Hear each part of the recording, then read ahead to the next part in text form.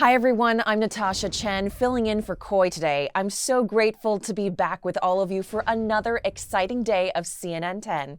Koi will be back tomorrow. We're going to continue with our coverage of the conflict in Israel and Gaza. The current situation can feel very confusing at times, and the conflict dates back many decades. Reminder that we have a full explainer of what's going on in Israel and Gaza from our show on Monday, but for now, here's the latest news. At the time we recorded our show, at least 1,200 people had been killed in Israel, and up to 150 hostages are believed to be held in Gaza. In a speech on Tuesday, President Biden called the Hamas attack an act of sheer evil and confirmed 14 Americans were killed, with others being held captive. Israel is also hammering Gaza with airstrikes, hitting hundreds of targets, reducing neighborhoods to rubble and killing at least 1,055 people, according to Palestinian officials. A humanitarian crisis is swiftly unfolding in Gaza, with hundreds of thousands displaced and many cut off from food and electricity. Next, we'll hear from CNN's John Sarlin, who will detail why Hamas's most recent attack is considered unprecedented by many. The scale of this, the brutality, is truly unprecedented. Completely unprecedented attack. This is completely unprecedented here. The conflict between Israel and the Palestinians is not new. In fact, it's been going on since before Israel's founding in 1948. So why is Hamas's latest attack on Israel so unprecedented? First, the surprise of the attack. On October 7th, Hamas launched a barrage of rockets towards Israel while gunmen entered Israel from Gaza. Israel has not seen this kind of infiltration of military bases, towns, and kibbutzim in its 75-year history. The country is known for having one of the world's most impressive armed forces, a premier intelligence agency, and sophisticated border security, but this attack seemed to catch them off guard. Second, the intensity of the attack. Israel Defense Forces have said that more than 5,000 rockets have been launched from the Gaza Strip since October 7th. To put that into context, in 2021, during the 11-day war with Hamas, some 4,300 rockets were fired. Following Saturday's attack, Israel has formally declared war on Hamas, the first such declaration in 50 years, setting the stage for a major military operation in Gaza. Israeli forces are battling militants in southern Israel and have been pounding Gaza with airstrikes. By the conflict's third day, over 900 people were killed in Israel, while authorities in Gaza said over 680 people have been killed in the Palestinian enclave. Lastly, the hostage situation. Hamas says it is holding more than 100 hostages in Gaza. The group claims that this includes high-ranking army officers, but it also includes women, the elderly, and children. Hamas says the hostages are now being held in locations across Gaza, which could complicate Israel's response to the militant group's deadly attack. 10-second trivia. What is Africa's largest river by volume? Nile, Chobe, Congo, or Volta?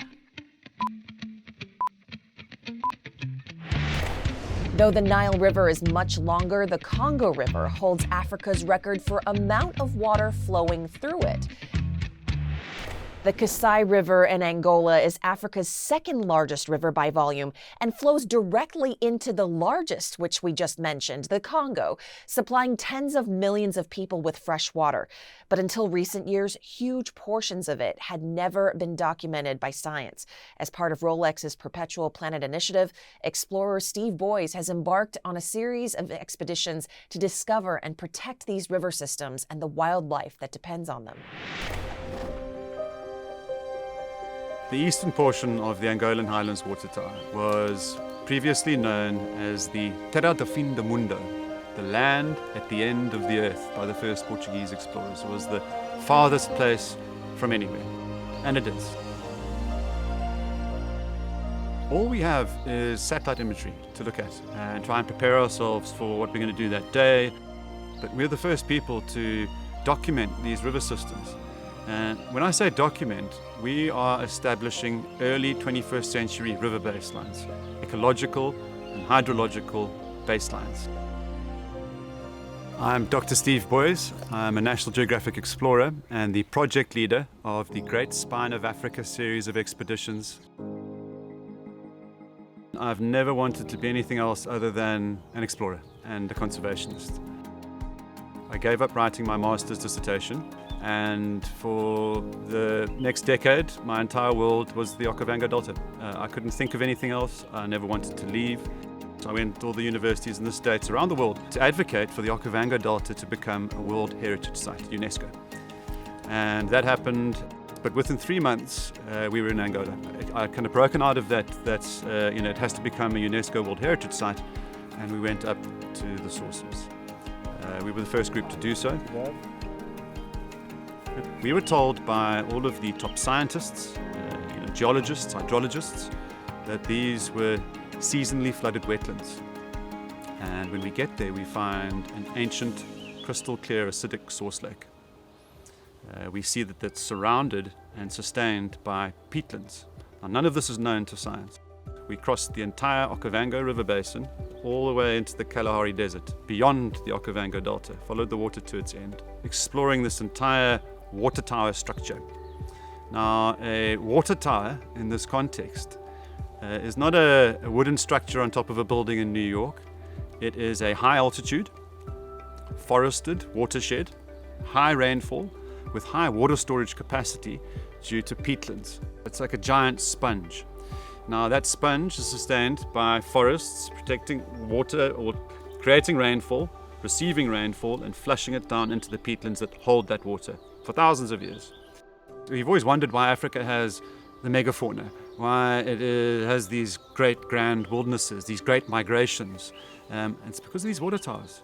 Africa's managed to weather these climatic oscillations that have happened naturally in the past through this water storage capacity that naturally exists in these high altitude sources.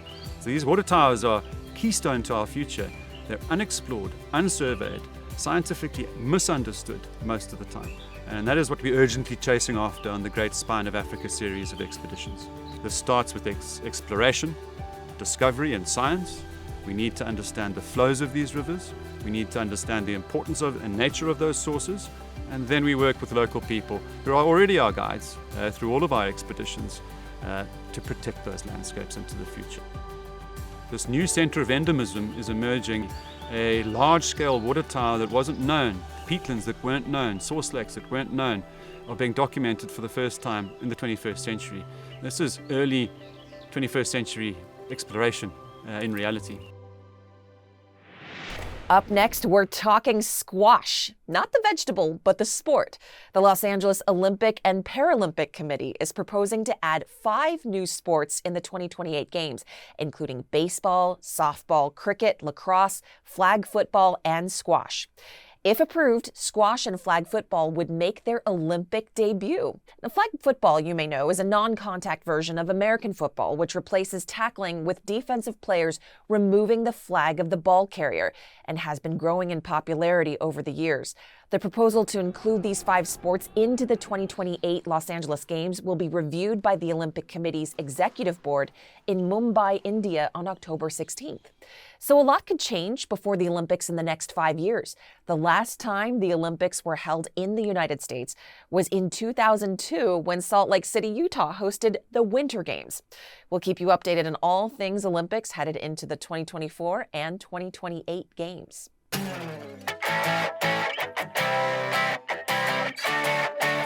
And for today's 10 out of 10, we're giving you pumpkin to talk about. Travis Ginger of Anoka, Minnesota, won the 50th World Championship Pumpkin Weigh-Off in Half Moon Bay, California, with an enormous orange pumpkin that caused quite the hullabaloo. The gorgeous gourd weighed a whopping 2,749 pounds and appears to have set the world record for biggest gourd. Ginger grows his gourds in the pumpkin patch in his backyard, and he calls this one Michael Jordan. Go big or gourd home. And now on to my favorite part of the day. I want to give a special shout out to Mrs. Hare's 7th grade class at Discovery Charter School in San Jose, California. We see you, and we hope you and everyone watching around the world has a wonderful day. I'm Natasha Chen, and it's been a pleasure being here with you these last couple of days.